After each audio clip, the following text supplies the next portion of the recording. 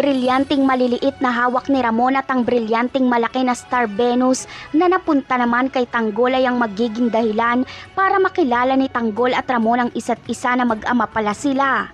Napunta kay Divina ang brilyante ni Tanggol pero kapalit naman ito ay ang tuluyan nilang pagyaman. Ngunit isang sekreto sa katauhan ni Divina ang ating masasaksihan dahil ito palang si Divina ay anak ni Don Julio sa ibang babae. Kapatid ni Divina si Ramon, kaya ganun na lang na naging malapit ang loob agad ni Divina kay Tanggol dahil sa lukso ng dugo bilang kapamilya. Kapag magkita ang mag-amang si Don Julio at Divina ay isasama ni Divina si Tanggol at ipapakilala niya ito bilang bagong kasosyo. Kaya naman kapag makita ni Don Julio si Tanggol ay walang duda na ito nga ang kanyang apo.